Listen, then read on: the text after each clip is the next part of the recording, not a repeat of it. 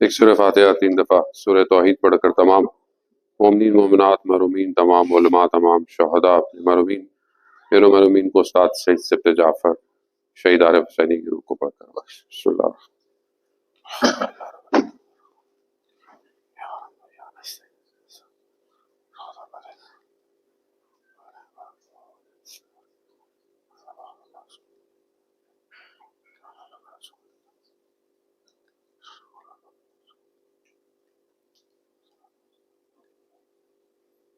امام زمانہ کی سلامتی کے لیے ایک دفعہ صلوات پیش صلی اللہ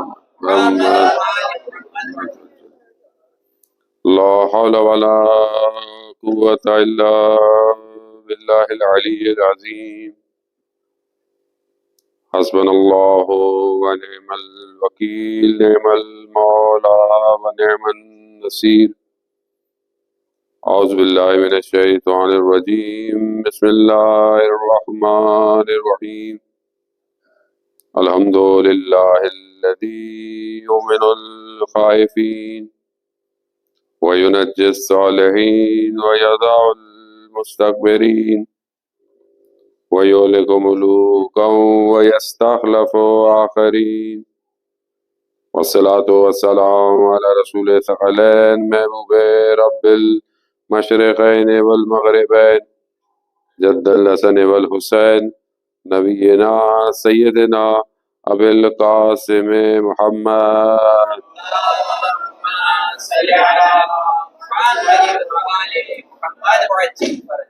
وعلى آلہ الطیبین الطاہرین المعصومین لا سیما بقیت اللہ فی الارضین روحی وارواحنا لتراب مقدم الفدا ولعنت اللہ علی اعدائهم اجمعین بسم اللہ الرحمن الرحیم رب اشرح لی صدری ویسر لی امری واحلل عقدۃ من لسانی یفقہوا قولی اما بعد فقط قال اللہ تبارک وتعالی فی کتاب الحکیم والقرآن المجید وما خلقت الجن والانس الا ليعبدون صلوات بیت محمد والے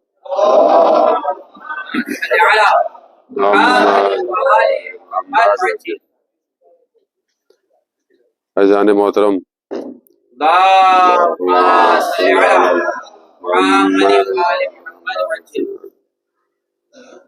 خداوند متعال کی بارگاہ میں شکر گزار ہیں کہ پروردگار نے ایک اور ماہ مبارک کا دن ہمیں عطا فرمایا، روزہ رکھنے کی عبادت کی توفیق عطا فرمائی۔ جیسا کہ آپ کی خدمت میں پہلے بھی میں نے عرض کیا کہ یہ مہینہ رحمتوں مغفرتوں کا مہینہ ہے اور خدا کی طرف سے جو ہے وہ بے شمار کرامتیں اس مہینے میں نازل ہو رہی ہیں۔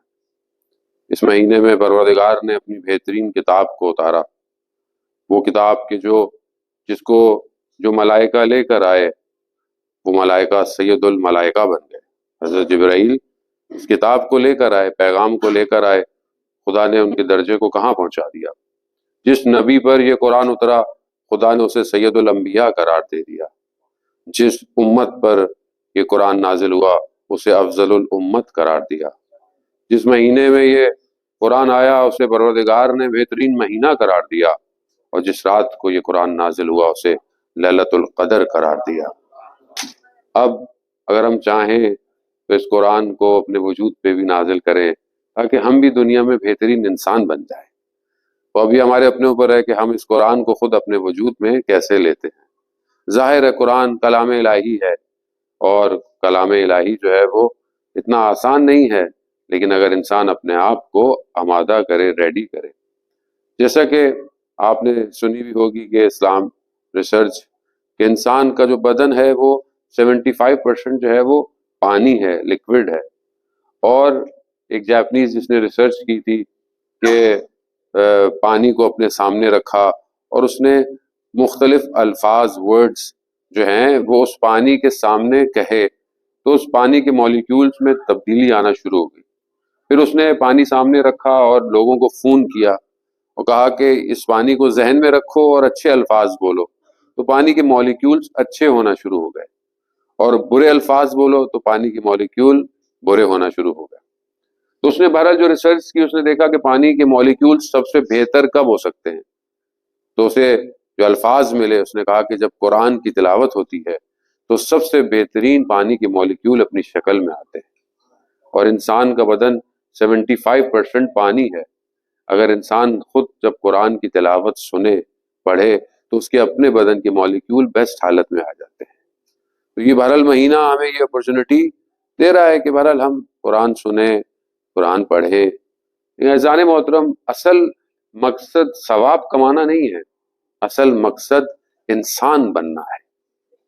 آیت اللہ حسین تہرانی کے پاس طالب علم شاگرد آیا کہ کہا مجھے اس مہینے میں کوئی نصیحت کیجیے، تو انہوں نے کہا کہ جاؤ انسان بن جاؤ۔ یعنی ہم بعض اوقات کہتے ہیں کہ شاید کچھ وظیفہ مل جائے گا، نہیں، انسان بن جاؤ۔ وہ انسان بننا آسان نہیں ہے، انسان بننا ہی سب سے مشکل کام، اور اسی انسان بننے کے لیے تو پروردگار نے 1,24,000 انبیاء کو بھیجا کہ جائیں اور وہ انسانیت کی تعلیم دیں۔ مگر خدا انسان سے محبت کرتا ہے جانے محبت۔ ہم بعض اوقات اپنی دنیا کے اندر چیزوں میں اتنے مگن ہو جاتے ہیں، بھول جاتے ہیں، خدا نخواستہ کبھی کبھی خدا کی بارگاہ میں انسان شکوہ بھی کر بیٹھتا ہے کہ یہ پروردگار یہ کیوں نہیں دیا، ایسا کیوں ہو گیا، جبکہ خدا اپنے بندے سے محبت کرتا ہے۔ خدا قرآن کی آیات ہیں بہرحال عرفا، اس آیت کو کہ وہ بہرحال آیت تو طولانی ہے کہ جس میں پروردگار کہہ رہا ہے کہ اگر تم نے عمل نہیں کیا تو میں بہت جلد ایک ایسی قوم پیدا کروں گا جو یحبوہم کیا کریں گے، یعنی جو جس سے خدا بھی محبت کرے گا وہ یحبونہ، اور خدا بھی ان سے محبت کرے گا اور وہ بھی خدا سے محبت کریں گے۔ عرفا اس حصے کو الگ سے لیتے ہیں، وہ کہتے ہیں کہ یہ حصہ جو ہے کہ اس سے محبت کی جائے، یعنی وہ بھی محبت کرے، یعنی دونوں طرف آئے، ون وے ٹریفک نہیں ہے، یعنی وہ بھی محبت کر رہا ہے تب تم بھی محبت اس سے کر رہے ہو، یہ تم اس سے محبت کر رہے ہو تو وہ بھی تم سے محبت کر رہا ہے۔ اور ہو ہی نہیں سکتا کہ اگر وہ محبت نہ کرے اور ہم اس سے محبت کرنا شروع ہو جائے، یعنی ہر کسی کے بس کا کام نہیں، ایسے آسان نہیں ہے کہ انسان اپنے خالق سے محبت کرے۔ شخص آیا امام رضا علیہ السلام کی خدمت میں،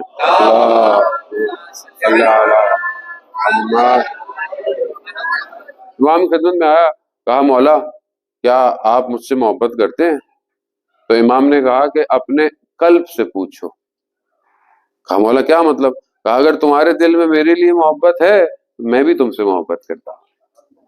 یعنی اگر ہم دیکھنا چاہیں کہ خدا ہم سے محبت کرتا ہے، خب ہمارے دل میں خدا سے محبت کتنی ہے، ہم خدا سے محبت کتنی کرتے ہیں، اور اصل محبت ہے ہی صرف خدا کے لیے، باقی کوئی بھی چیز جو ہے وہ اصل محبت نہیں ہے۔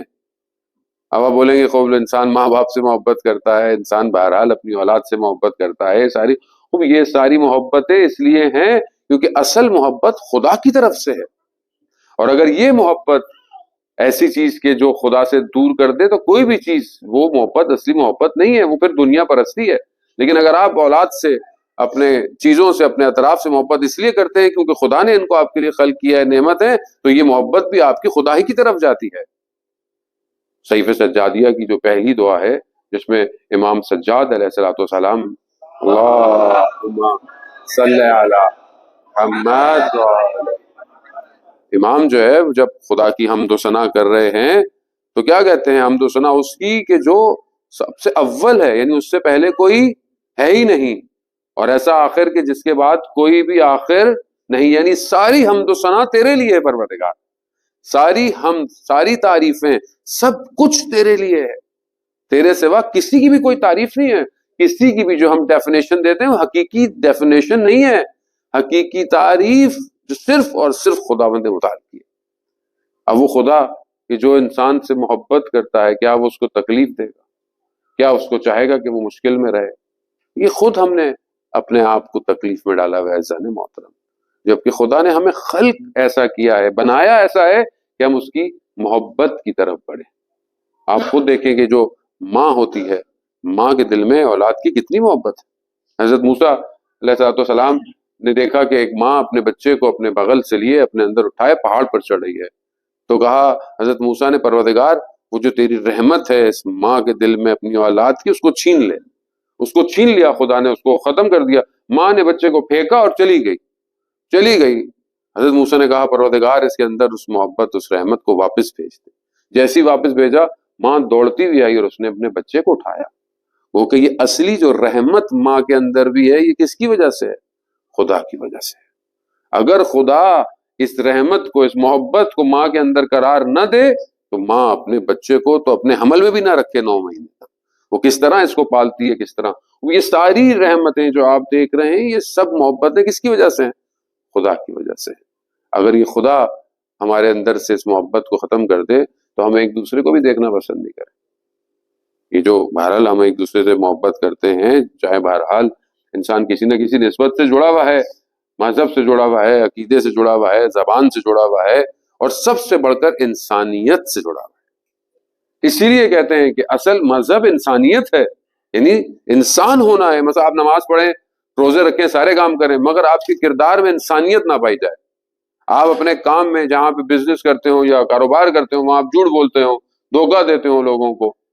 آپ باہر بہت اچھے ہیں مگر آپ گھر میں جائیں اور آپ کا گھر میں کردار اچھا نہ ہو تو آپ کی یہ عبادت آپ کو انسان نہیں بنا رہی. آپ کی عبادت ہو سکتا ہے آپ کے ماتھے پہ نشان لے آئے، مگر یہ نشان دل پر داغ بھی بن سکتا ہے اگر آپ کا کردار اچھا نہ ہو. بہت بڑے صحابی ہیں اور اتنے اچھے صحابی ہیں کہ رسول خدا خود جنازہ اٹھا رہے ہیں، اور کبھی دائیں طرف کبھی بائیں طرف. بعد میں اصحاب نے پوچھا رسول خدا سے کہ آپ کیا کر رہے تھے؟ کبھی ادھر سے جنازہ اٹھاتے تھے، تو کہا جہاں جہاں ملائکہ جنازہ اٹھاتے تھے میں وہیں سے اٹھاتا تھا. یعنی اتنا ویسا جنازہ، اور رسول خدا خود دفنا رہے ہیں. ان صحابی کی والدہ نے کہا کہ کتنا خوش قسمت ہے میرا بیٹا. رسول خدا نے کیا فرمایا؟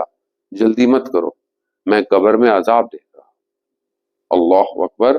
ملائکہ جنازے میں ہیں، رسول خدا دفنا رہے ہیں اور قبر میں عذاب. کہا ہاں، یہ شخص اپنے گھر میں بد کلام تھا. انسان باہر بہت اچھا ہے، باہر بچے بہت اچھے ہیں ماشاءاللہ، انشاءاللہ کے گھر میں بھی اچھی ہوں گے، لیکن ابھی باہر مولانا کا ہاتھ چوم رہے ہیں، گھر میں ماں باپ بات ہی نہیں سن رہے ہیں. کیا کریں گے آپ بھی بہت اچھے ہیں، میں بھی بہت اچھا ہوں. میں آپ کو تو برا نہیں کہہ سکتا، اپنے آپ کو تو کہہ سکتا ہوں میں بہت اچھا ہوں ماشاءاللہ الحمدللہ جزاک اللہ التماس دعا. گھر میں کیسا ہوں یہ تو گھر والی جانتی ہے، گھر میں انسان کیسا ہوتا ہے. وہ جانے محترم خوب کردار اپنی تنہائی اور خلوت میں پتہ چلتا ہے. معاشرے میں تو ہم ایک دوسرے سے پیئر پریشر کے اندر ہیں کہ کوئی دیکھ لے گا، کوئی سن لے گا، لیکن تنہائی میں تو کوئی بھی نہیں دیکھ رہا. اصل کردار، اصل کریکٹر تنہائی میں انسان کے نکلتا ہے کہ وہ کیسا ہے. اسی لیے یہ جو خدا نے محبت کو قرار دیا ہے، اور خدا کہتا ہے کہ میں نے تمہیں محبت ہی کے لیے خلق کیا ہے. یعنی خدا نے ہمیں خلق ہی ایسے کیا ہے کہ ہم اس کی محبت کی طرف جائیں. اور جب انسان محبت کی طرف بڑھتا ہے تو آپ یقین کریں محبت جو ہے وہ انسان کو کھینچتی ہے، انسان کو محبت کام کرنے کی طرف موٹیویٹ کرتی ہے. اگر انسان کو محبت نہیں ہو، انسان بہت سارے کام دیکھے محبت میں کرتے ہیں. جوانوں کو زیادہ پتا ہوتا ہے محبت میں کلر بھی ویسے پہننا ہے، شرٹ بھی ویسے پہننے. خود بہرحال جو شادی شدہ بھی ہیں وہ بھی اگر کسی سے محبت گھر والوں سے تو کرتے ہی ہیں، تو والدین سے بھی محبت کرتا ہے انسان. محبت کی خاطر انسان بہت سارے کام کرتا ہے. اور جسے خدا سے محبت ہو تو وہ خدا کی محبت کی خاطر عبادت کرتا ہے. اسی لیے تو امام علی علیہ السلام ارشاد فرماتے ہیں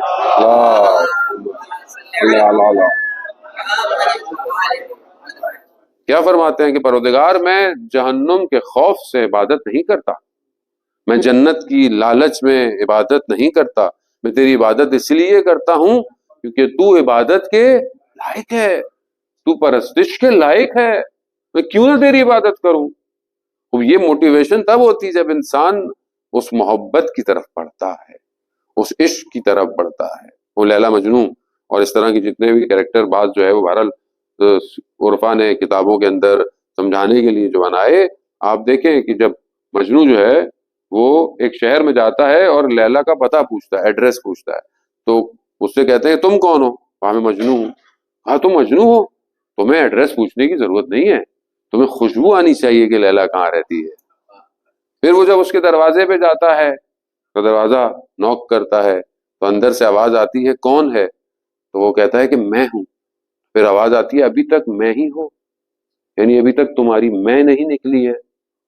پھر بہت دنوں کے بعد پھر واپس آتا ہے، پھر دروازہ کھٹکھٹاتا ہے، کہتے کون؟ کہا تم.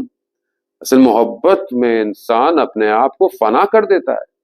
یعنی اگر میں باقی ہے پھر محبت نہیں ہے. میں ایسا کرتا ہوں، میں ویسا کرتا ہوں، میں پہلی صف میں نماز پڑھتا ہوں، میں کمیونٹی کے لیے یہ کرتا ہوں، یہ تو میں پھنسا ہوا ہے. یہ میں سے باہر نہیں آیا ابھی. یہ جب تک میں سے باہر نہیں آئے گا یہ خدا کے لیے نہیں ہے. اور ادھر آپ دیکھیں اللہ اکبر، جب اولیاء خدا کی بارگاہ میں جاتے ہیں اپنے آپ کو بھول جاتے ہیں. جب انسان خدا کی بارگاہ میں دعاؤں کو اٹھاتا ہے، استاد فاطمی نیا رضوان اللہ تعالی علیہ فرماتے ہیں، بہت پرانی بات کہتے ہیں کہ ایک شخص بہت مشکل میں تھا، بڑی پریشانی میں تھا، سب کچھ کر لیا، اس کی مشکل حل نہیں ہوتی تھی، تنگ آ گیا، شہر سے باہر نکل گیا، کہیں خرابے میں، کہیں ایسی اجڑی ہوئی جگہ پر دیکھا ایک ٹوٹی پوٹی سی جگہ ہے، دیکھا مسجد ہے، کہا چلو جو بھی ہے.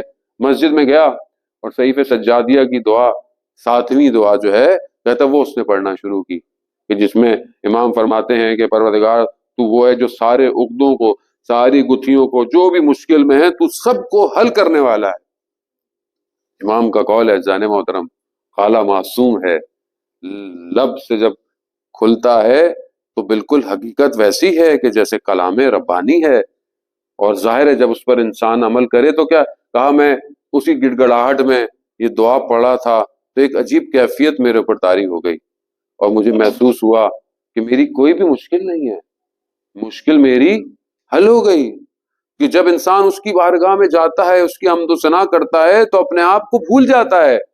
بالکل ایسے ہی جیسے کوئی بچہ آئے اپنی ماں کے پاس، اپنی مشکل لے کر آئے، اپنی حاجت لے کر آئے کہ مجھے یہ چاہیے، مجھے ضرورت ہے، اور وہ آ کے اپنی ماں سے یہ حاجت کہنے لگے، اور ماں اس سے کیا کہے، بیٹا کتنے پیارے لگ رہے ہو، تمہاری آنکھیں کتنی خوبصورت ہیں، تمہاری آنکھیں کتنی بادام کی طرح ہیں.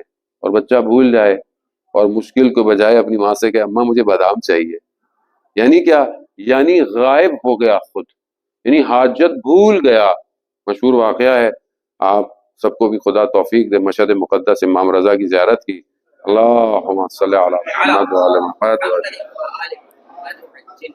جو لوگ جا چکے ہیں بہرحال جائیں، اللہ تعالیٰ بار بار بلائے. مشہد مقدس میں ایک مسجد ہے مولا کے حرم میں، مسجد ہے گوہر شاد.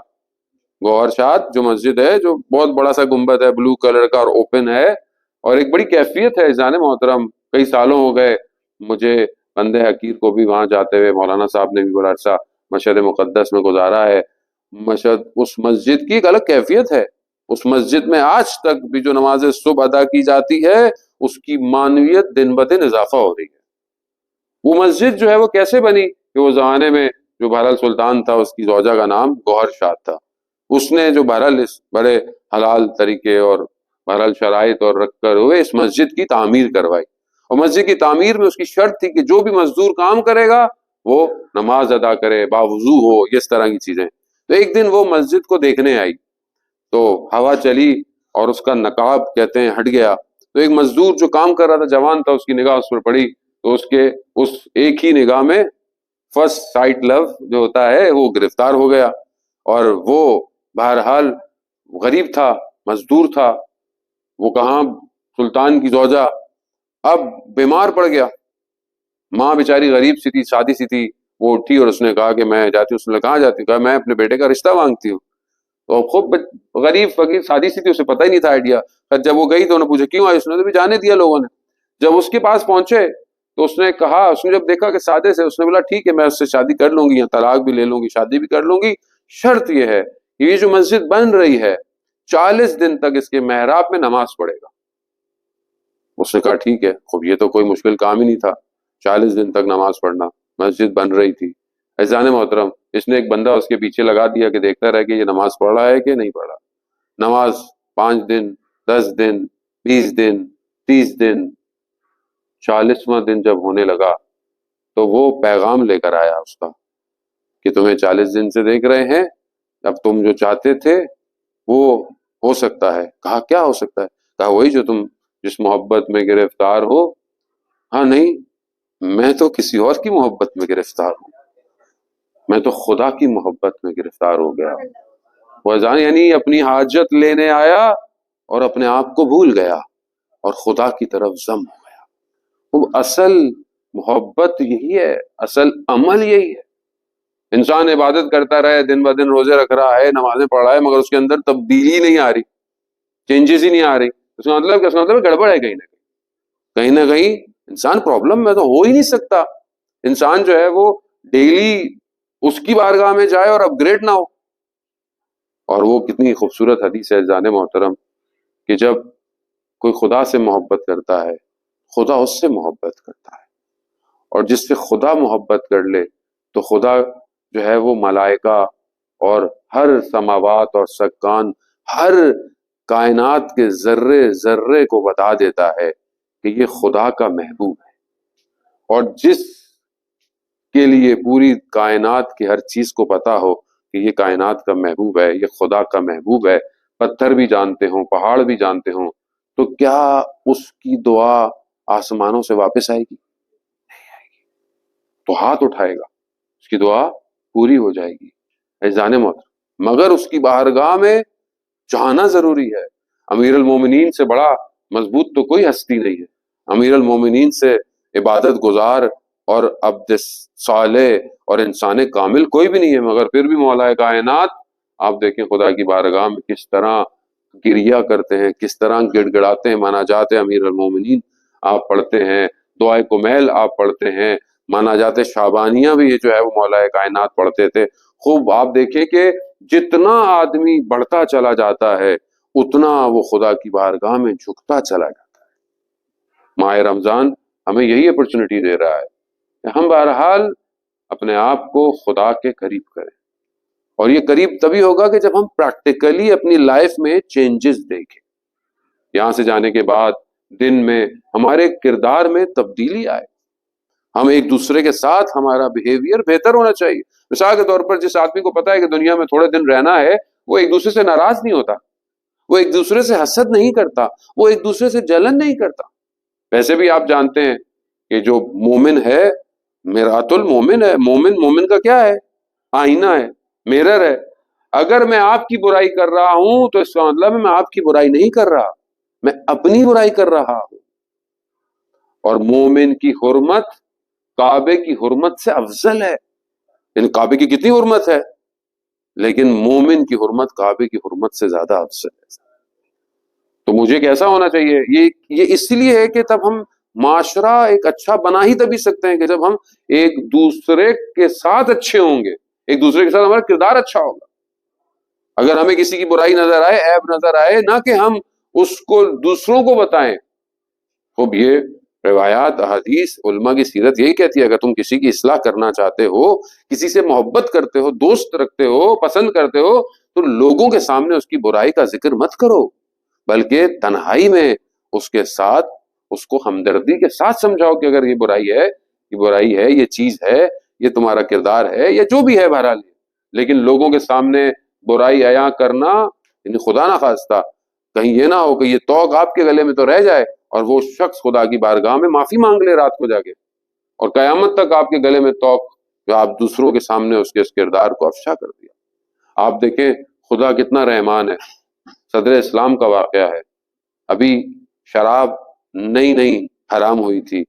ایک جوان ایک برتن میں شراب لے کر جا رہا تھا, سامنے سے رسول خدا آ گئے. اب اس جوان نے کہا پروردگار اگر رسول نے پوچھ لیا تو میں کیا جواب دوں؟ پروردگار تو عزتوں کو بچانے والا ہے, تو عزتوں کو قائم کرنے والا ہے. اب ایسے میں جیسی رسول آئے, رسول نے پوچھ بھی لیا اور اس نے کہا کہ اس میں شہد ہے. اب اس نے کہا کہ رسول مجھے جانے دیں گے, مگر اس کے دل میں کہ کہیں رسول خدا یہ نہ کہہ دے کہ مجھے شہد چکھا دو. وہی ہوا, رسول خدا نے کہا کہ دکھاؤ میں بھی اس شہد کو دیکھوں. بس اس نے کہا پروردگار اس لمحے میں میری عزت تیرے ہاتھ میں ہے, میں تیرے محبوب کے آگے رسوا نہیں ہونا چاہتا. اب آپ دیکھیں خدا کتنا رحمان ہے, خدا نے اس کو شہد میں تبدیل کر دیا. وہ حبیب کے سامنے, خدا حبیب کے سامنے بھی نہیں چاہتا, حالانکہ حبیب رحمت للعالمین ہے. اگر حبیب کے سامنے بھی کوئی چیز آتی تو رحمت کرنے والا ہے. عزیزان محترم, پروردگار اپنے مومن جو اس کی عبادت کرتے ہیں اس کے لیے ملائکاؤں کے آگے بھی پردے ڈال دیتا ہے. ملائکہ کے آگے بھی پروردگار کہتا ہے ملائکہ کو بھی نظر نہ آئے اگر میرا بندہ کہیں غلطی، اس لیے تو کہتے ہیں کہ اگر خدا نہ خواستہ آپ سے غلطی ہو جائے تو کچھ گھنٹوں میں توبہ کر لیں، کیونکہ ان کچھ گھنٹوں تک خدا ملائکہ کو بھی نہیں دکھاتا کہ میرے بندے نے کوئی گناہ کیا ہے۔ تو ہم کیسے ایسا کر سکتے ہیں کہ ہمیں کسی کی برائی نظر آ جائے، کوئی غلط کام کرتا ہوا نظر آ جائے اور ہم اس کو افشا کر دیں، ہم اس بات کو پھیلا دیں؟ ہم خدا کی بارگاہ میں کیا جواب دیں گے عزیزان موت؟ جب خدا ستار العیوب ہے، یعنی عیبوں کو چھپانے والا ہے، تو میں کون ہوں جو لوگوں کے عیبوں کو، اگر میرے عیب خدا بتا دے لوگوں کو، میں کیا کروں گا؟ تو محبت کا تقاضا یہی ہے، محبت بہت ساری کمیوں کو پورا کر دیتی ہے۔ خدا بھی تو یہی ہے کہ خدا ہی تو کہتا ہے کہ اگر تم میرے کم دیے ہوئے پر راضی ہو جاؤ تو میں تمہارے کم عمل پہ بھی راضی ہو جاؤں۔ تو اگر خدا میرے نقائص کو چھپا رہا ہے، کیوں چھپاتا ہے؟ محبت کی وجہ سے۔ خدا کہتا ہے خوب آؤ تم عبادت کرو، آؤ میں تمہاری عبادت کو قبول کروں۔ اولا میری عبادت کیسی ہے؟ میری عبادت میں دنیا کے خیالات ہیں، میری عبادت میں کوئی کانپنا نہیں ہے۔ میری نماز کو آیت اللہ بہجت جیسی نماز تھوڑی ہے، آیت اللہ عظمہ بہجت کہ جن کی عبادت سیرہ معصومین پر ہے۔ آپ خود سوچیں کہ امام معصوم کیسی عبادت کرتے تھے، کہ جب جو ہے وہ واقعہ ہے کہ امام سجاد علیہ الصلوۃ والسلام، اللہ صلی اللہ علیہ وسلم، امام عبادت میں ہیں اور امام کی ابا جو ہے وہ ہٹ گئی تھوڑی سی۔ نماز کے بعد راوی نے کہا مولا آپ کی ابا جو ہے وہ ہٹ گئی تھی، آپ کو توجہ نہیں دی آپ۔ تو امام فرماتے ہیں مگر تمہیں نہیں پتا میں کس کے سامنے حاضر تھا، کس کے آگے حاضر تھا، میں اس کے آگے اپنی طرف توجہ دوں گا۔ تو راوی کہتا ہے مولا پھر ہماری نمازوں کا کیا ہوگا؟ ہماری نمازیں تو ایسی نہیں ہیں۔ تو اس لیے امام نے کہا کہ تم نوافل مستحبات پڑھ کر اپنی نمازوں کی کمیوں کو پورا کرو۔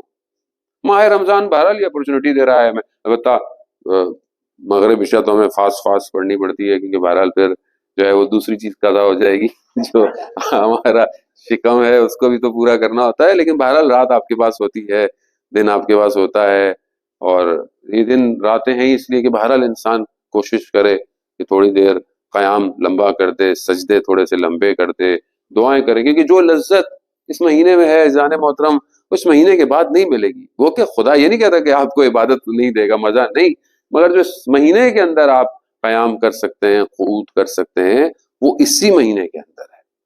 اب اس مہینے کے اندر آپ دیکھیں کہ یہ جو کیفیت ہے نمازوں کی، اور آپ نماز کی جو تعریف سورہ مومنون کے اندر ہے، قرآن جو بیان کر رہا ہے کہ مومن کی نماز کیسی ہے، کہ یہ وہ ہیں جو نماز میں خاشیت رکھتے ہیں، یعنی کانپتے ہیں، کس کے حضور کھڑے ہوئے ہیں، کس کے سامنے حاضر ہیں۔ آپ خود تصور کریں، مطلب بچے اپنی یونیورسٹی میں اپنے پرنسپل کے سامنے کھڑے ہوئے ہوں، اور آپ اپنے جہاں جو آپ کے لیے کام کرتے ہیں یا آپ کے لیے کوئی ایسی پرسنالٹی جو بہت امپورٹنٹ ہے اس کے سامنے آپ کیسے کھڑے ہوں گے؟ آپ ہاتھ بھی نہیں ہلاتے، آپ یوں بھی نہیں کرتے، خارش بھی نہیں کرتے، آپ بڑے ادب سے، کیونکہ ایٹیکیٹ کے خلاف ہے انسان جو ہے وہ کسی کے سامنے کھڑا ہو۔ لیکن ہم خدا کے سامنے آپ سوچیں کیسے کھڑے ہوتے، وہ جو کائنات کا مالک ہے، وہ جو مالک یوم الدین ہے، اس کے آگے ہمیں کتنا کانپنا چاہیے اصولاً۔ لیکن ظاہر ہے میں اپنے آپ کو کہوں گا یقیناً آپ کی نماز میرے سے بہتر ہے، میں دنیا میں پھنسا ہوا ہوں، میں اللہ اکبر کرتا ہوں، سارے خیالات، میرا دل ابھی تک خدا کی طرف نہیں ہو پایا، کیونکہ اس دل کو خالی کرنا پڑتا ہے دنیا سے۔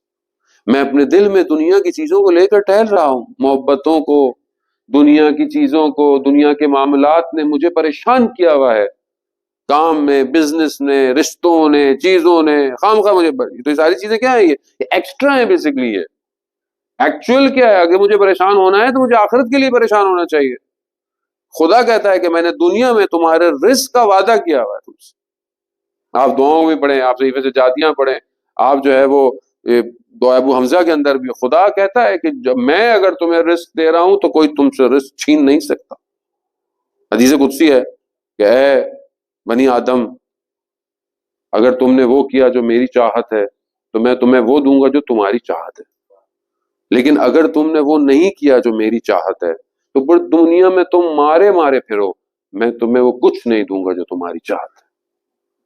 دنیا میں خدا نے رزق کا وعدہ کیا ہے، لیکن ہماری ساری پریشانی اسی کی، اور خدا نے آخرت کا وعدہ نہیں کیا۔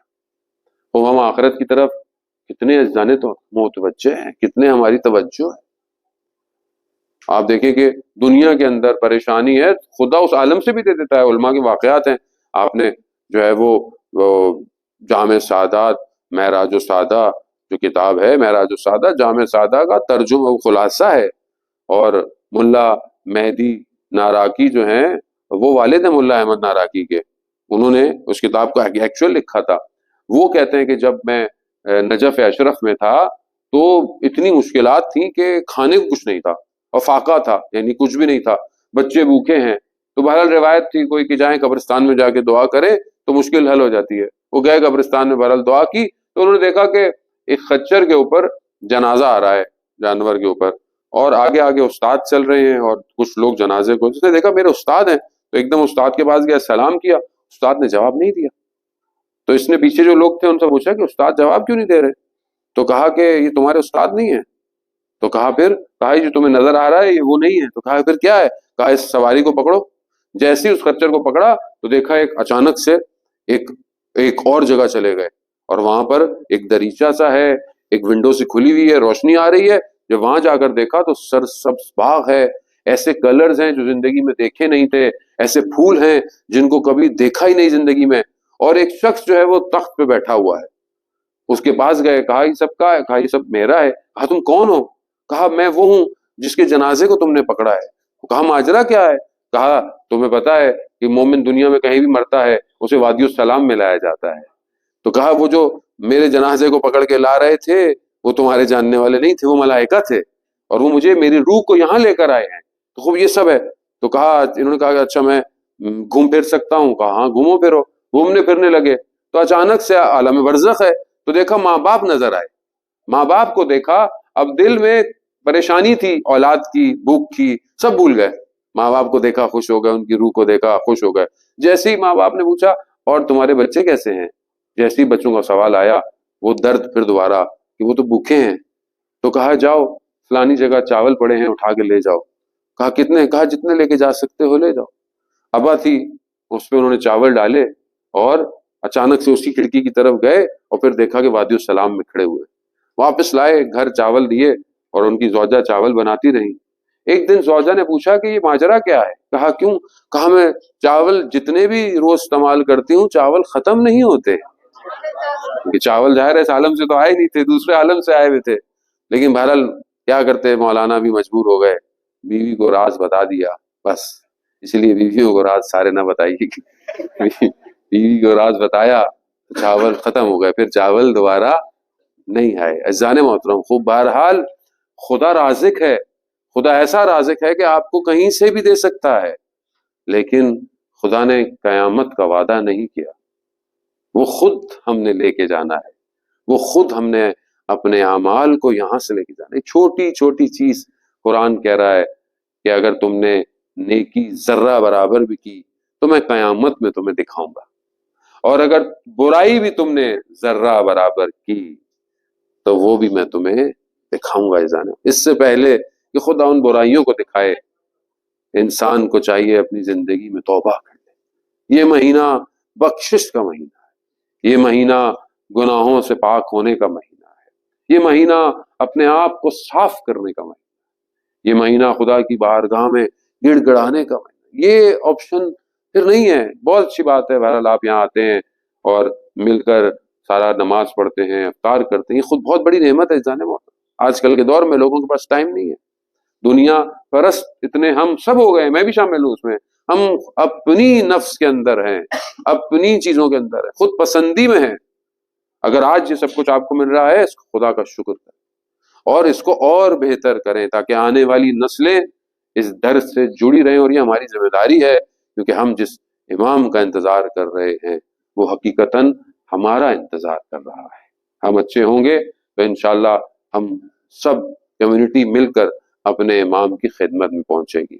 وآخر الدعوانا والحمدللہ رب العالمین۔ پروردگار تو رحمان ہے، تو رحیم ہے، تو کریم ہے، ساری صفات تیرے لیے ہیں، تو باخبر ہے ہماری ہر ایک خبر سے، تو ہر چیز سنتا ہے، تو اس سے بہتر سننے والا کوئی نہیں پروردگار۔ ہماری تیری بارگاہ میں یہی دعا ہے کہ پروردگار تو اس ماہ برکت کے صدقے میں اپنے امام کے ظہور میں تعجیل عطا فرما، ہمیں ان کے ناصروں، ان کے مددگاروں میں شمار فرما۔ جو پریشان حال ہیں ان کی پریشانیوں کو دور فرما، جو بے روزگار ہیں ان رزق حلال عطا فرما، جو برسر روزگار ہیں رزق میں ترقی اور کشادگی عطا فرما۔ پروردگار حاضرین میں بھی، سننے والوں میں بھی، اور یقیناً کئی لوگوں نے کہا بھی ہے کہ جو لوگ مریض ہیں پروردگار انہیں جلد سے جلد شفائے کاملہ اور عاجلہ عطا فرما۔ ہمارے ایک عالم دین دوست مولانا حیدر آبادی پاکستان میں ہارٹ اٹیک کی وجہ سے مریض ہیں، پروردگار انہیں جلد سے جلد شفائے کاملہ اور عاجلہ عطا فرما۔ جو بے گناہ دنیا میں اسیر ہیں پروردگار تجھے واسطہ اسیران کوفہ اور شام کا، انہیں جلد سے جلد رہائی عطا فرما۔ پروردگار ہم اس مہینے میں قرآن کی تلاوت، دعاؤں کی تلاوت اور نوافل کو ادا کرنے کی توفیق عطا فرما۔ ہمیں اس مہینے میں جو ہے وہ لوگوں کو افطار کرنے کی، افطار کی طرف بلانے کی توفیق عطا فرما۔ پروردگار ہمیں اس مہینے میں لیلۃ القدر کو درک کرنے کی توفیق عطا فرما۔ مسلمان جہاں بھی ہیں ان کی جان، مال، عزت، آبرو کی حفاظت فرما۔ اس کمیونٹی کو آپس میں محبت، اتفاق کے ساتھ امام وقت تک پہنچنے کی توفیق عطا فرما۔ اللہم ارزقنا زیارت الحسین فی الدنیا و شفاعتہ فی الآخرہ۔ صلوات بید محمد و آل محمد۔